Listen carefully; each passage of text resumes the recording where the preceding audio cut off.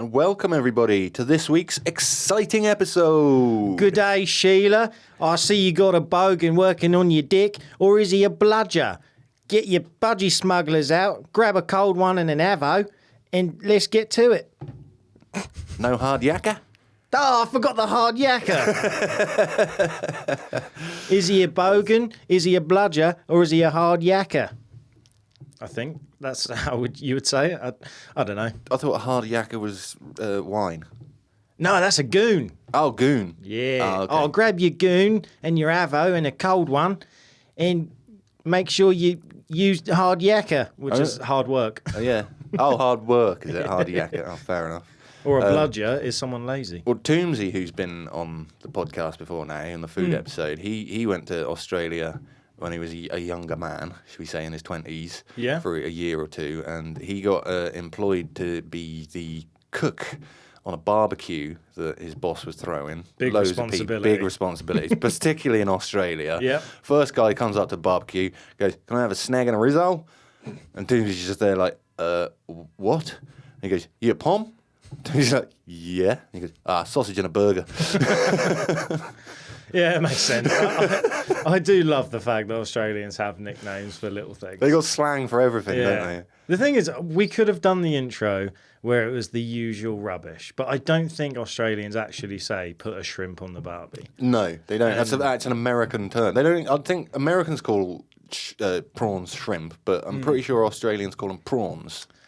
It sounds better. Yeah, I would imagine so, because they're more English, aren't they, than American? Well, they descend from English, yeah. Yeah, and we've got most of them do anyway. Yes, yeah, and we've got the green and yellow for the Australian football team. We do. The world football team. Why are we all Australian based this week then, Josh? Oh yeah, probably probably mention that. So we are covering today the Guyra ghost mystery. That sounds very Australian. Yeah, the Guyra ghost mystery, and it is, in my opinion, creepier than the Enfield haunting. This is a haunting that has been disputed and talked about for over 100 years in Australia. Oh, right. It is probably the biggest haunting in Australian history. And a genuine one, or are we debunking today? Well, I suppose we'll have to find out. I'll ask you at the end, but from what I've seen, I feel like it's real. Okay. I feel like there's a lot of credence to it, man. All right, okay. Grab your thongs and your Fosters, like I've got here. Grab a cold one and avo and your budgie smugglers. And let's dive into some Australian mysteries. Yeah. So, the Guyra ghost mystery, 1921 in New South Wales. It is also based on, well, I say it's based, this happened first. There was a film based on this. Yeah. By the same name or similar, The Guyra Ghost. But it's a bit of a lost film. It's hard to come across. I tried Googling it and using other available search engines. And is it an old film? Because you said this is like over 100 years old. Yeah. I think the film was from the 20s and 30s. So it's a very old. Oh, right. So it's probably never actually been converted to digital media then. No. It's very hard to find. But the film. So if anyone's got a copy, send it our way.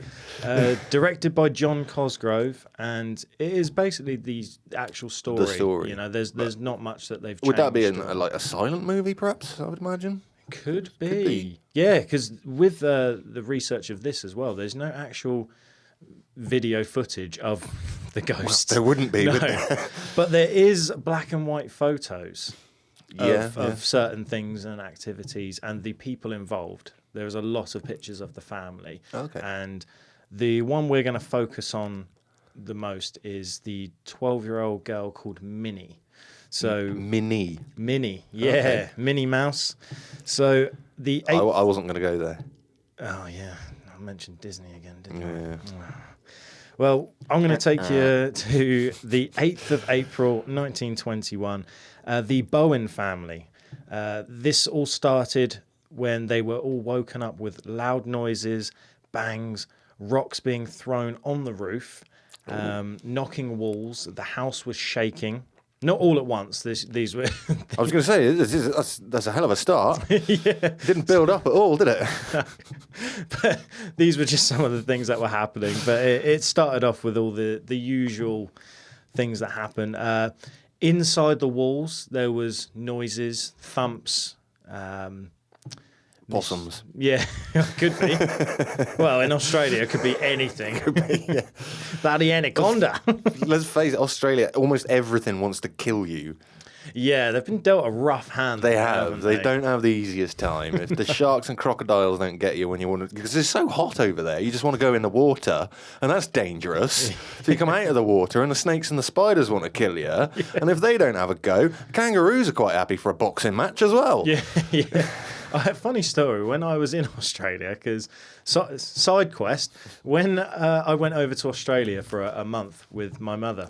Because you have family over there, don't you? Yes, yeah, lots of family over there. Also, in my top 5 places I've ever been. Yeah? Australia is amazing. And we went to the local golf course. Right. To just... because it's beautiful. My auntie was like, oh yeah, you need to see the golf course. A beautiful green. It was a different shade of green. It was bright green. Yeah. Everything beautiful. There was like fountains in the background, making sure everything's pristine. And the next thing you know, we're getting told, right, get in the carts. We got to go. And we turn around and there is a kangaroo bouncing across the golf course, wanting to fight us. Just for being in the area. And we were like, right, okay, we'll go. And he still chased the car. He was not very happy. No, and they can go a hell of a speed as well, can't they, kangaroos? Yeah, they can. So anyway, back to the Guyra ghost. I'll try not to get distracted by Australia and how much I love the place. So, yeah, the inside of the walls were shaking, and it got to a point where windows were randomly being smashed and smashing all over the place. And... the activity centred around Mini Bowen, who was 12 at the time. Sounds like a small plane. Sorry. Yeah, Mini Bowen. Yeah. And she was mysterious in herself, which I will touch on later. But there was a lot of villagers said that they saw her speaking to things that weren't there. Having conversations with thin air. Yeah, and originally they thought that she might have just had mental illness, maybe schizophrenia or something like that. Right, but it becomes quite clear that it's not her. So Ben Davey, a student of spiritualism and theosophy, visited the Bowen house, and he learned when he got there that the mother had a older child. Or older than Minnie, from a previous marriage, and she had actually passed away 3 months before the Ben Davey had got there to investigate the ghosts. Okay. So straight away he has made that connection when he's heard about what's been going on, and his first thought was, "Is it your daughter?" Surely these things were going on for more than just the last 3 months. Or was it? No, not really. Oh, okay. No. So it was a very quick turn of events, because we're talking 1921 as well. So this thing would have been terrifying for them, and they wouldn't have known much about ghosts and things, would they? They were just kind of living their lives. All of a sudden, this activity starts happening. Ben Davey turns up to investigate because he gets asked for his help. And then he just makes the connection. He finds out that 3 months prior, her oldest half sister, passed away. Yeah, had passed away. I read some reports it was due to childbirth, but the baby survived. So then, hang on, what says that? How old was the older daughter then? I think when I read it was 18, 19. Okay. Quite a lot older then. Yeah, she was a lot older. So. She still had the baby, and that was one of the things that was related to possible trauma. Was Minnie was then suddenly expected to look after this baby of a half sister, and that's a lot of responsibility for a 12-year-old. Also, a side note: this hasn't been confirmed, but it's speculated on certain forums and research that I did.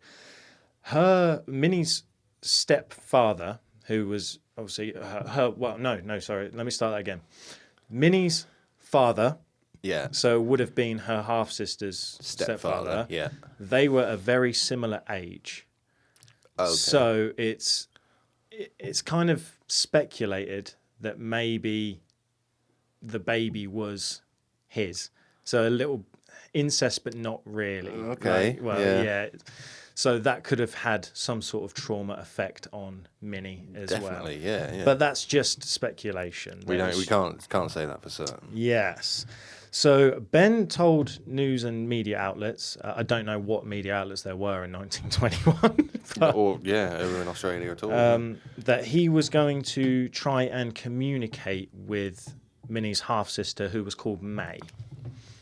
I probably should have mentioned that 5 minutes ago. So I've got a little screenshot. So he told the Sunday Times, oh, there you go. Oh, right, that's the media that was around. He suspected the spirit of May was trying to communicate with her half-sister Minnie. He said to the girl, "If the knock comes again, ask if that's your sister May." She replied, "I can't speak to my sister. She's dead." So Ben coaxed her and said, "Just speak, dear. Even if your sister can't speak, she might knock again." I hardly spoke the words before the knock came again. I can tell you my hair stood up on end, but I continued to coax the girl, and about 5 minutes later a third knock came. Then the little girl crossed and blessed herself, put her hands up in speculation and said, "If that's you, May, speak to me." She was silent a moment and then began to cry. I asked her, "Did May speak?" She said yes. May spoke. She said, "I can't tell you. The message is for my mother." She then went over and laid her head on her mother's lap crying. Her mother said, "Well, tell the gentleman what she said." She then told her mother, "Tell mother I am in heaven and quite happy. Tell her it was her prayers which got me here, and I will look after her for the rest of my life." So that's just a little snippet of what the investigator told the media. So it was then confirmed that it was May that was kind of trying to communicate and do all of these things. Yeah, but I mean, you wouldn't associate like knocks and bangs and stuff normally with a spirit that's passed on and is in heaven, in the afterlife. You know, it's normally restless spirits that create commotion, and May doesn't seem very restless to me. I mean, maybe there was that message that she just wanted to pass on, but you'd expect that after that message has been delivered, everything would calm down. Now, I'm going to guess that's not what happened. Well, you're kind of there. Right. You're kind of there. So... half in your head. Half, yeah. Because do you remember I said Minnie can speak to other people? Yeah. And there was a lot of villagers that said they could see a very tall, slim, dark man following Minnie wherever she went. Not all the time, but a lot of the time there was a different spirit that seemed to latch onto Minnie that wasn't her sister. Right. So the Bowen family held regular seances to contact May, and soon the whole town of Guyra had heard about the hauntings. Yeah. And everyone was petrified. They didn't know what was going on, to the point where it affected one of the policemen so bad he quit on the job. Really? He went to the house and he didn't like what was going on, and his officer or whatever said, "Maybe you should go and have a rest and come back." He never came back. That tells you how scary this is. I can imagine the Aussie slang on that one. F that, mate. I'm going to go grab a cold one. So to the point where the villagers as well started sleeping with weapons under their pillows and in their beds. Because that's going to help, isn't it, against a haunting? Yeah. Yeah. I know plenty of people that shot ghosts to death. Yeah. But it got so bad, mate. At one point, the police were regularly doing visits and kind of staying outside the home and just monitoring the house. Acting as security. Yeah, and I don't remember if it was the next door neighbour, but one of the neighbours that was close to the house, she was so petrified, she went to sleep with a gun under her pillow, and her 5-year-old son found the gun, thought it was a toy, and shot his own sister in the head. Oh my God. But this is how crazy it is. He shot his sister in the head. She survived, but they couldn't remove the bullet because that's what would kill her. So she lived with a bullet in her skull. But that just gives you a sense of how petrified the villagers were. Well, these are simpler times, weren't they? I mean, 1921. Were there even motor cars invented back then at that time? I mean, people would have been mostly walking or on horseback. There wouldn't have been very many cars around or anything like that. You know, it was just a much simpler time, wasn't it?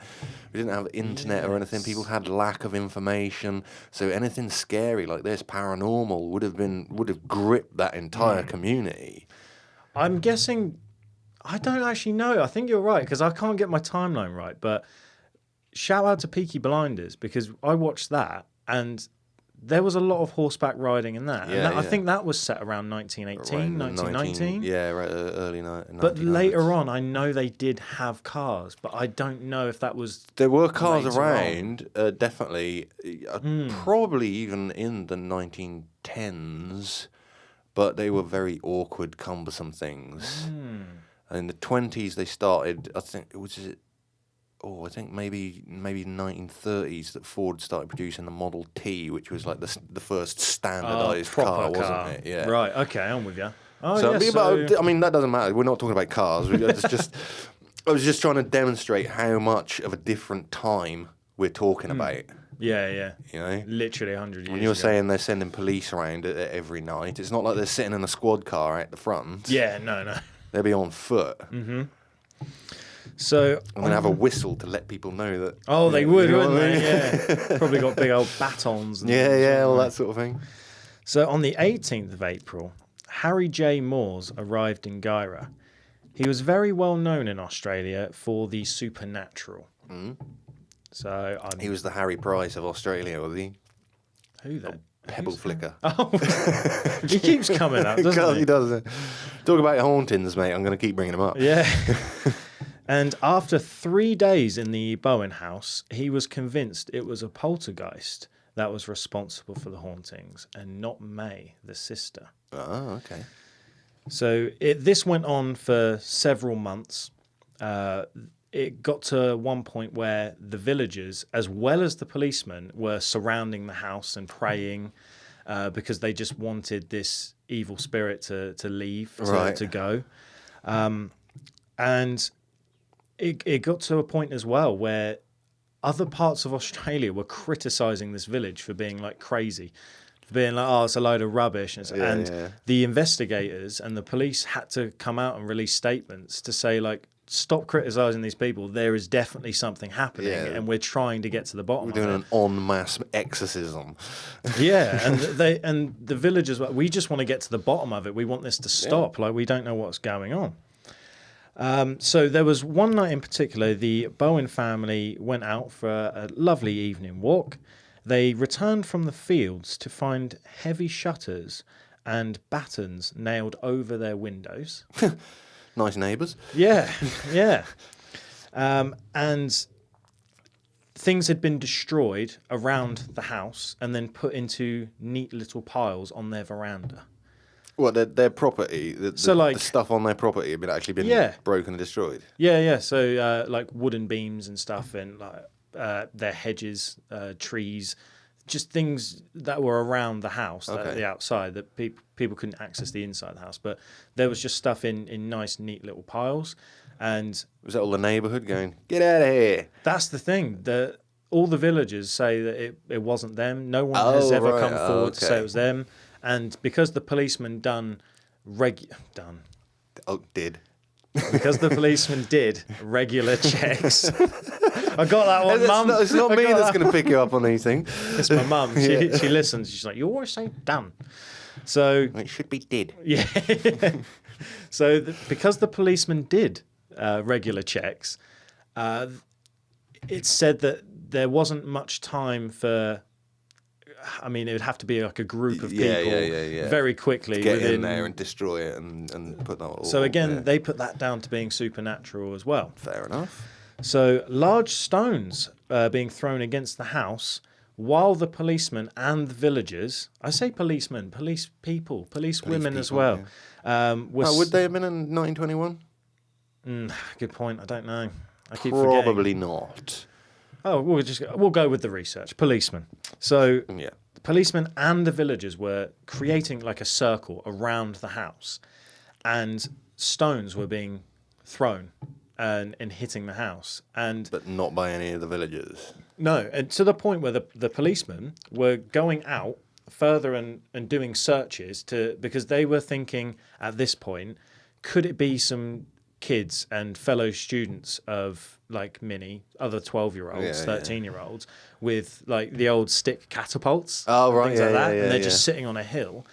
But they'd done searches, they couldn't find anything. There was no like other people, there was no mischief going on. They would all just create a circle around the house, and there would be stones almost dropping out of the sky and hitting the house and hitting the roof. Materialising from nowhere. An apport, they call it. Yeah. So the parents, William and Catherine Bowen, I should have mentioned that at the start, but we know their name now. William and Catherine Bowen.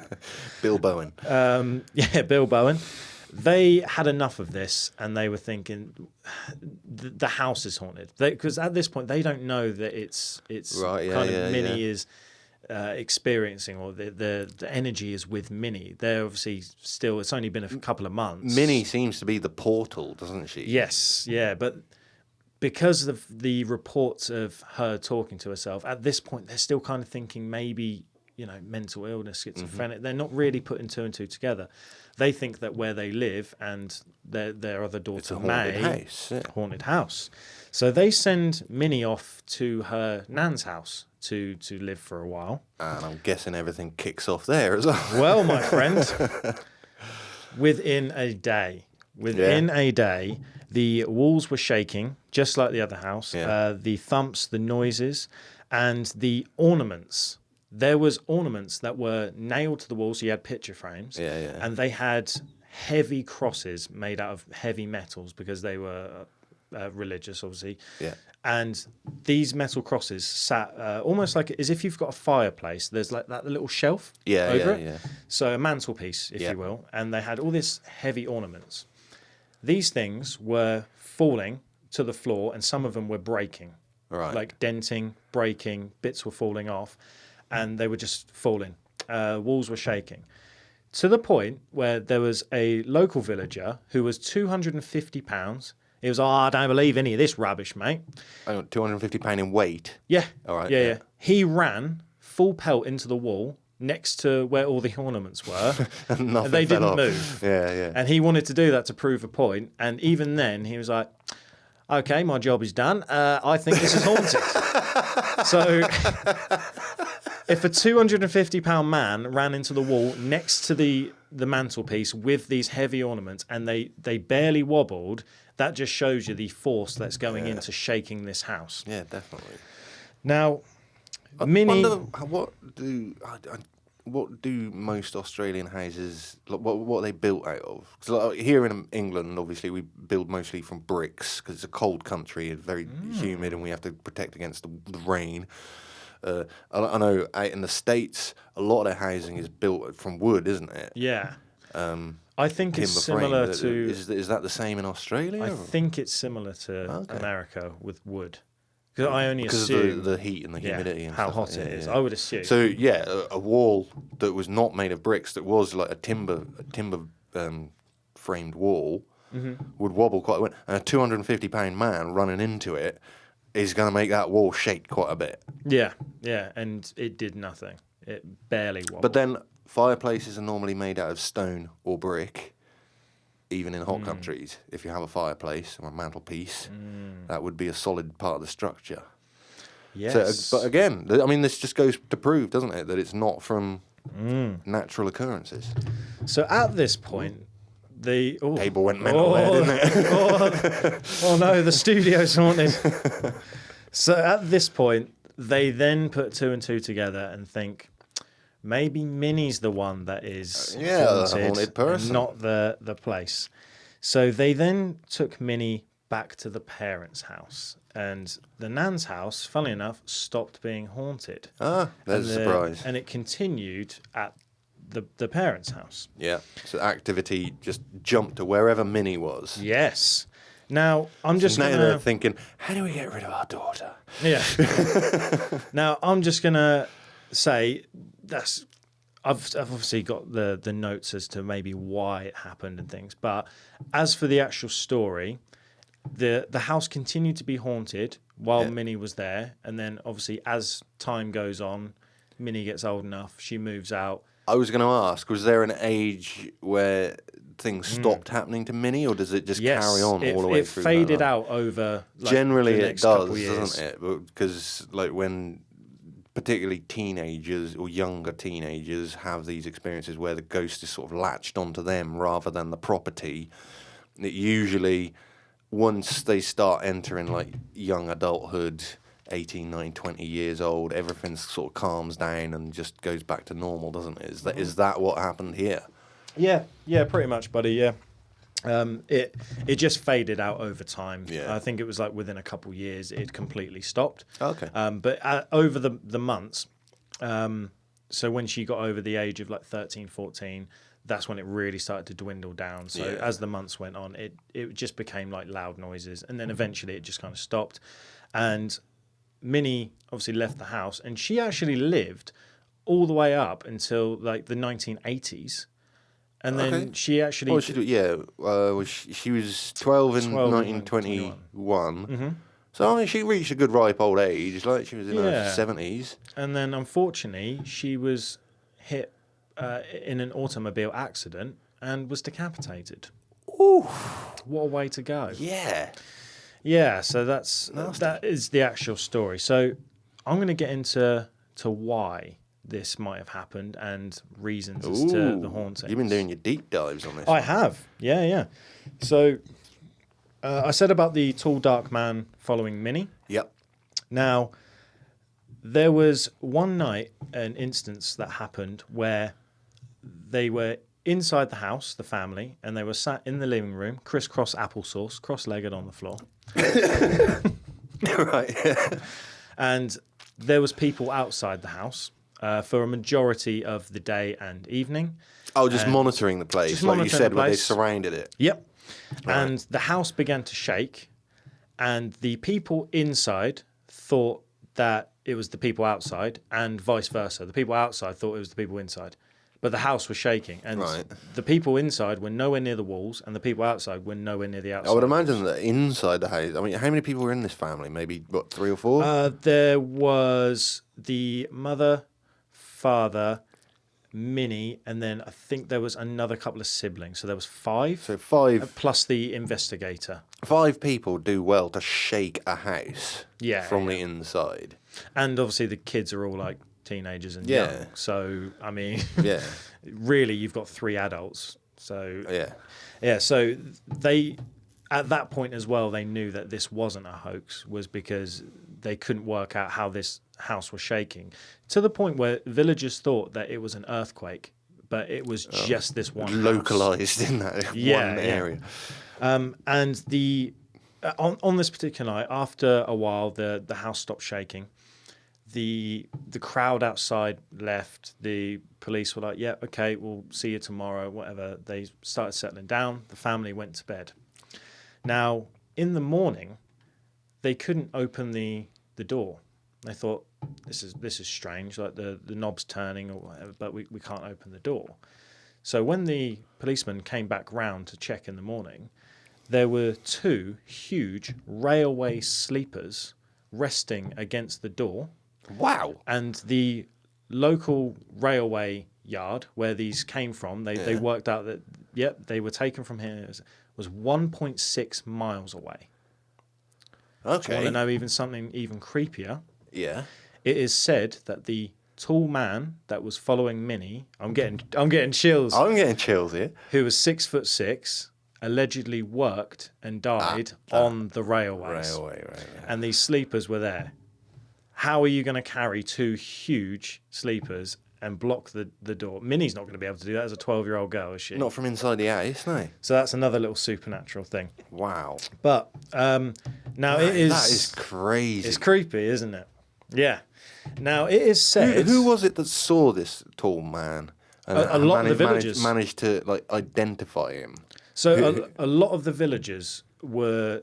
It started off with them seeing Minnie talk to other people. Well, you know, people that weren't there. Yeah. And then there was a handful of villagers that every now and then, when they saw Minnie walking down the street or walking across the fields or playing outside, they would see like a shadowy, dark, tall man. Or just like someone in the corner eye or something like that. And it would always seem to follow her. How do they identify him as a railroad worker? Is all I'm wondering. I think with the description that these villagers had seen, they just kind of put two and two together. Oh, this guy died a couple of years ago, and he's like that. Yeah, okay. And he lived very local to the house and XYZ. So they just put two and two together. But it is said that Minnie could have been an actual medium, like a psychic, without even knowing it, like being able to talk to people, and she had powers.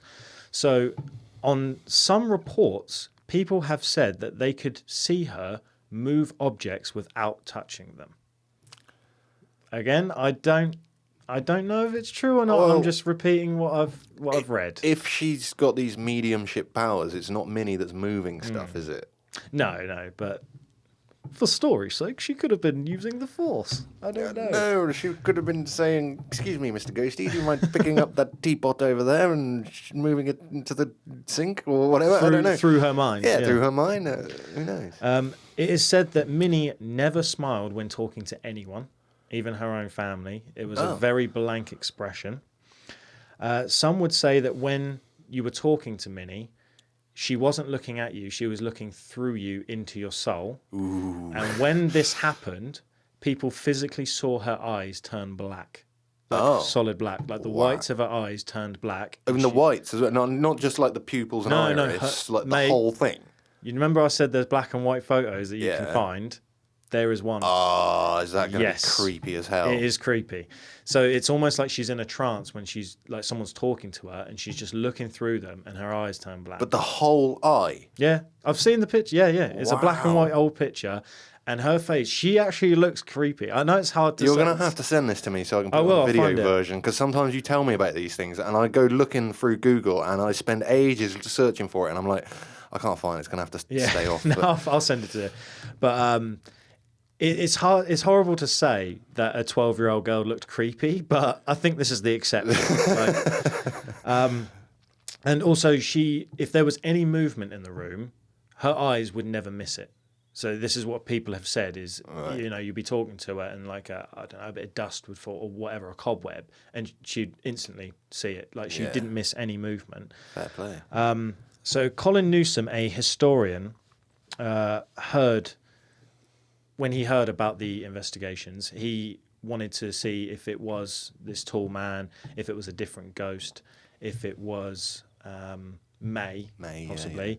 And he came to the conclusion that it could have been all three of them, but he wanted to focus on the story of May.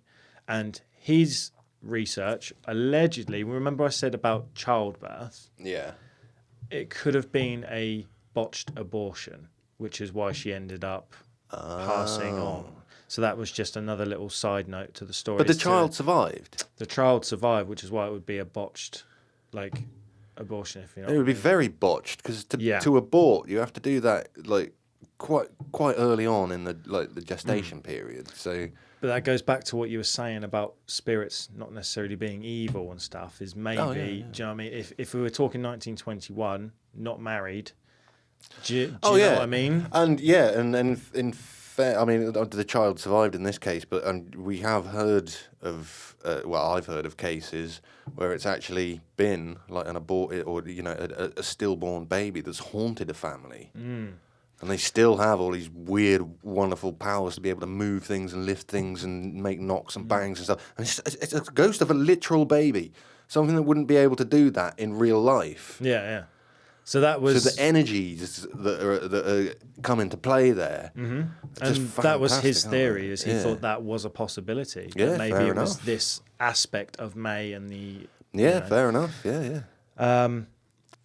So the other thing as well was it started getting to the point where people thought it was just Minnie's imagination, but obviously with everything... the whole village's imagination at this point, isn't it? Yeah, and the other ghost that I'll just briefly mention was there was an 87-year-old Irish woman called Mrs. Doran. On the 5th of April, a farm worker was last seen carrying 2 potatoes, one in each hand, across the field, and then she vanished, and she was never seen again. Oh, no, not only carrying 2 spuds, put your back into it. Get a sack. But some people think that it might have been her ghost. Might have been. And yeah, that's pretty much all I've got on the story of the Guyra ghost. That's still pretty good. But I mean, I kind of ended it on a bad note there. It could have been an Irish ghost that lived in the house, but yeah, I don't know. So the 87-year-old Irish woman, did she? What was it, Mrs. Doran? Yes, Mrs. Doran. Did she actually live in that house beforehand? Yes, by my research, she lived in the house before.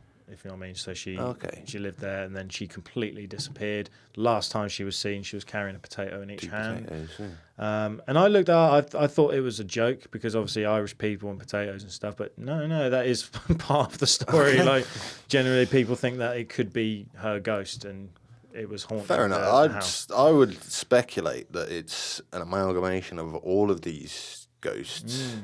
Oh, and I will just say, because I don't want to end on a flat note with some random Irish ghost. Go for it.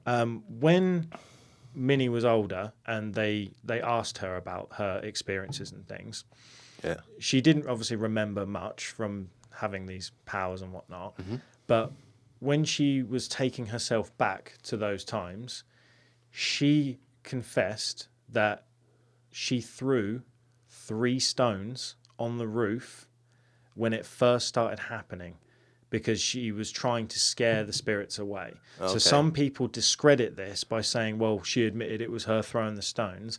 No, it was right at the start. She wouldn't have been able to do that when she was sat in the house and the whole village was circling the house, though, would she? The thumping and the noises were coming from the roof, and as a scared 12-year-old girl, she was throwing stones at the roof. Reacting to it. Retaliating. And she admitted that and said, I threw 3 stones, but everything else was not me. I didn't know what was going on, but I just wanted people to be honest, basically.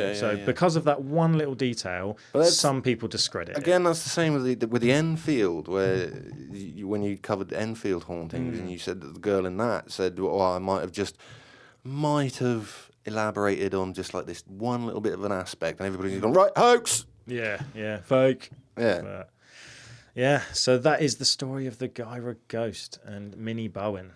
Very interesting.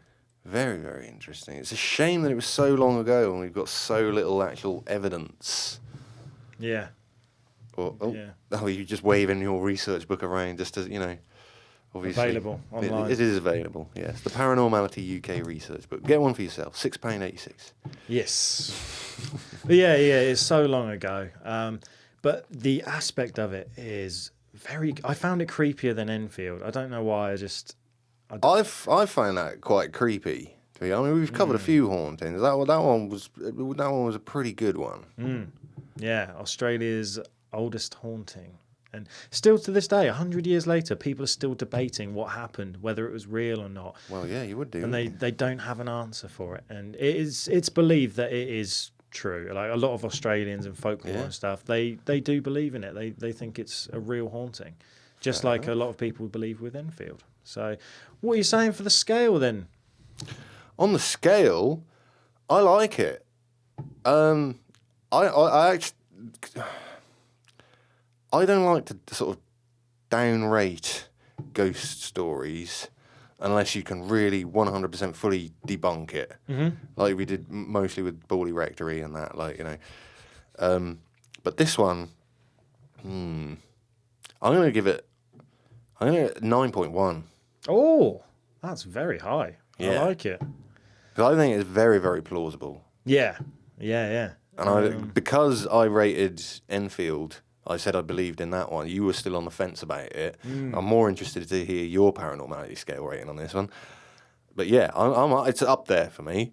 I do believe, because like I said before, I lived with a ghost for nearly 15 years in a house, experienced these things for myself. I do believe that it's out there, and these things do happen to other people, even worse than it happened to me. This is one of those cases. Yeah. 9.1. All right, I'm going to go straight in, 9.5. Really? Yeah. You're higher than me? I'm giving it a 9.5 because I spent hours researching this. I know my notes don't reflect that. But I was just reading article after article, and there was nothing in that research that completely debunked it or said this is why it's a hoax. There was more evidence that actually supports the haunting rather than disproves it. And I know I'm normally Mr. 50-50 on the fence, but this is the one ghost story haunting that I haven't stopped being able to think about it for the last few days. And I'm like, oh, wow, yeah, I can't wait to present this. And I kept thinking about it. And the fact that you had so many people, like with Enfield, you had all the authority, like the policemen, police women seeing it. I feel very similar to that, where you've got not just the policeman, but you've got all the villagers, you've got the family, you've got the experts. Like, she moved to her nan's. Her nan then starts experiencing it for herself. Yeah, there's just a lot of evidence there. And, I mean, the railway sleepers on the door. Yeah. The fact that when there's people inside the house, they think it's outside and vice versa, and they're nowhere near the house, and it's full on shaking. The 250-pound man couldn't even move. There's so much to it that I'm like, well, that just goes in favour of the hauntings. Yeah. So I'm giving it a 9.5. I really like the story, and I think it is, for me, it's just a little bit more believable than other ghost stories. Fair enough, yeah. I'm not going to join you this week because I haven't researched this one myself. I'd love to be up there on the 9.5 with you. Like, I think if I'd done that research, I probably would be up there. But I'm gonna hold fast on the 9.1. That gives us an average 9.3, so that's still pretty darn good. Yes, yeah. It's one of our highest scoring stories. Yeah, big up the Australians, mate. Yeah. So this is for all of Australia. This pod. Yeah, this one. We've got some Australian listeners, so this one's for you. We do. We have, I think, obviously Sydney, Perth. I can't remember if it's Adelaide or Brisbane, and I think the place is called Wollongong. That sounds amazing. And Victoria as well, I believe. Victoria, yeah, I think so, yeah. Yeah, shout out to the Australians. Yeah, shout out to the people on the other side of the world who's still enjoying this podcast. And I hope you've enjoyed today's episode. And if you have enjoyed today's episode, tell all your friends. And go and buy yourself a Paranormality research book. Yeah. I didn't really plan out a call to action this week, so I got one. We won't stop until every single Australian downloads one episode. The whole population. Get this to the mayor. Get this to the Prime Minister. Yes. We need to get the word out there. We're promoting Australian folklore here. And it all starts by texting your Australian friend. And that Australian friend then texts another Australian friend. That's our call to action this week. That is our call to action. Well, and actually, just additionally, obviously, by the time this goes out, a few weeks ago, some of our very regular listeners will have been notified to the fact that I've been trying to perfect our live streaming abilities. I've been streaming like a video game. I'm not a gamer. It's not a very good live stream, to be honest. I'm a terrible gamer. But I've just been trying to work on getting the audio and the signal to actually work, and we're going to be doing another live stream. We're gonna try and nail it this time. There won't be any bad signal or anything like that. It should all work fine, and because our Evil Empires, that double episode that we did just a few weeks ago, has received quite a lot of good feedback. Yeah, a lot of people like that. We thought we might use that as a basis for the live stream. So we'll be doing a live stream in a few weeks. I'm not going to nail down a date just yet, because we just got to work some things out on that. But please, hopefully, if you enjoy our stuff, you'll be there for the live stream. Live stream number 2, and this one will be successful. You won't have to abandon it because of connection issues. And until then, I've been Pirate. I'm Josh. This has been Paranormality UK. Ta-ta. Ta-ta, mate.